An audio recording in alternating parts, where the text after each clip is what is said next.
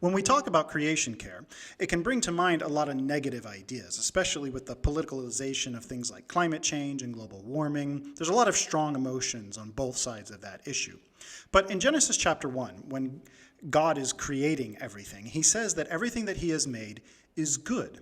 The water, the land, the trees, the animals, human beings, everything he made is good. The fall in Genesis 3 does not negate that goodness. Creation is still good, and therefore it's worth caring for. And so when we talk about the environment and caring for the environment, we need to ask the question, what is our role as human beings in general, and Christians in particular, in caring for the environment? Let's talk about that today on the Science and Faith podcast.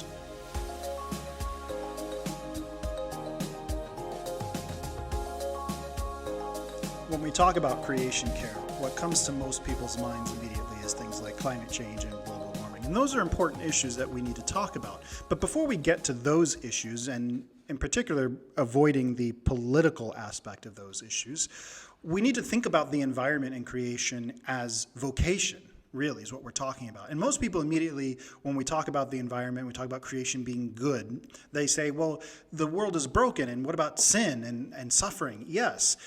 Creation is suffering, and it groans, and it will continue to do that until the final day of redemption where Jesus makes all things new.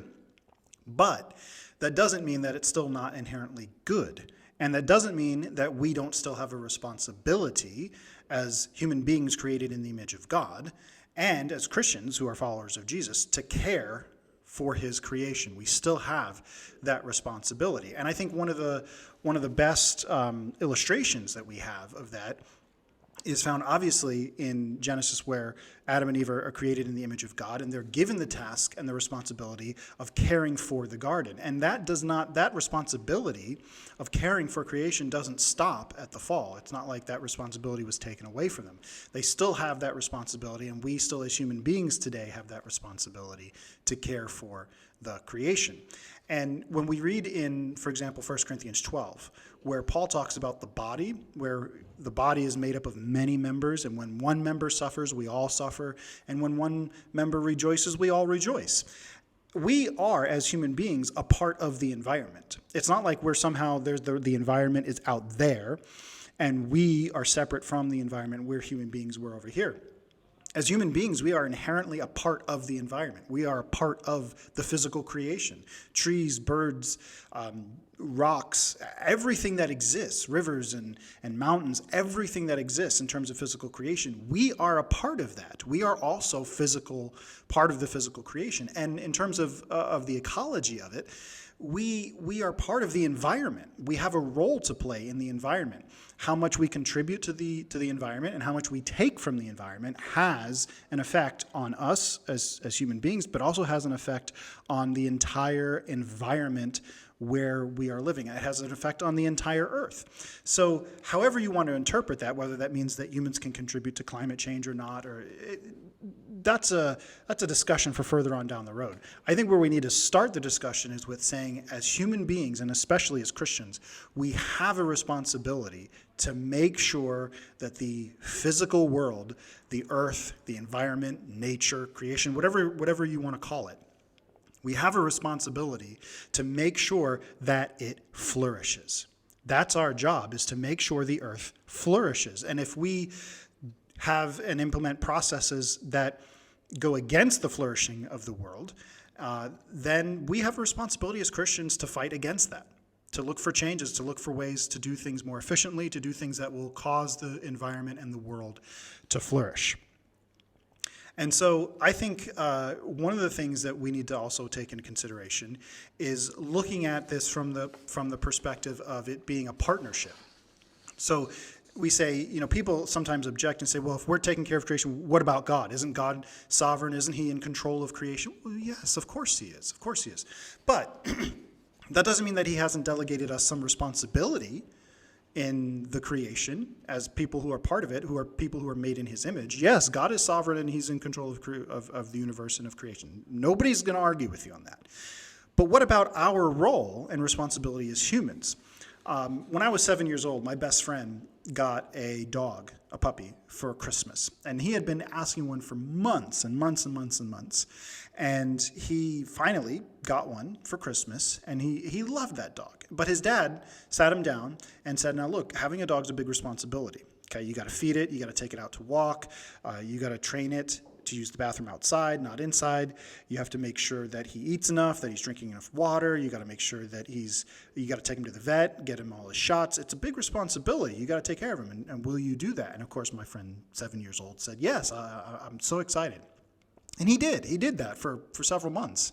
But eventually, as the dog got older, and my friend got older, and he got tired of the responsibility. And eventually, he stopped referring it to the dog as my dog, and he started referring to it as our dog. And then as months went by, furthermore, his parents started taking over more responsibility, and he started doing less with the dog. And then he started referring to it eventually as their dog.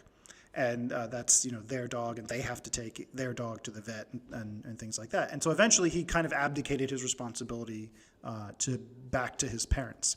Now, as Christians and as human beings, we don't have that luxury. God has delegated to us a major responsibility in caring for creation. And in doing that, we can't simply abdicate that to someone else.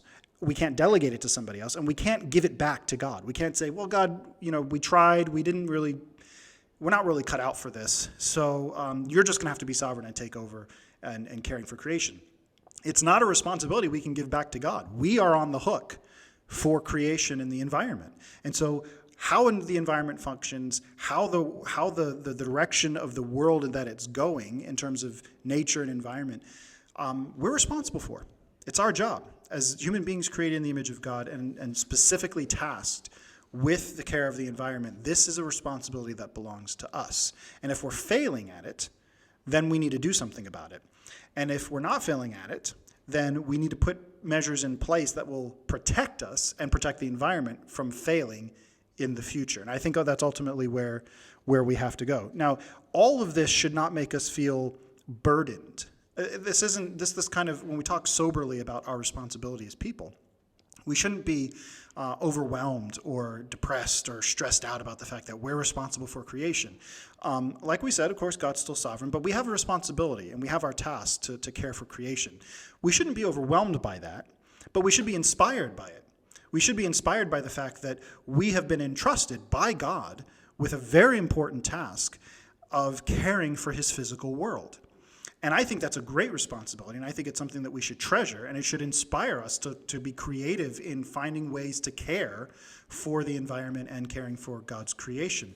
And I think one of the biggest places of inspiration that can come from is from Revelation 21. When John's on the island of Patmos, he has a vision, and it says this, "And he who is seated on the throne said, 'Behold, I am making all things new.'" Jesus is in the process right now of renewing creation. So is creation groaning? Is it suffering right now as we look around at the world? Yes, absolutely it is. But as we fulfill our role as human beings, created in the image of God and tasked with our vocation of caring for creation, our job is to be inspired through Scripture and through the example of Christ to care for the environment. He's making the world new, and we get to be a part of that. We are part of God's process of making the world new. And we can join him in that work, and we can be a part of the physical renewing of creation. And I think that's inspiring. I think that's wonderful. And I think that's something that is a worthy vocation, an exciting vocation, and something not that we have to be a part of, but something that we get to be a part of. A wonderful thing as part of being human is our ability to care for the creation that God has entrusted to us. And I think that's wonderful. So that's our episode today. If you have any questions or you want to comment, interact over this topic, feel free to leave them in the comment section below, or you can send us an email, scienceandfaithdormant@gmail.com. Send us an email with your questions or your comments, and if they're good, we might feature them on a future episode here on the podcast. Also, check out our website, scienceandfaith.de, and there's some articles on there. You can find more of the podcasts on our website as well, and I think we've got some articles up there on creation care as well. So thanks so much for tuning in, and we'll see you next time.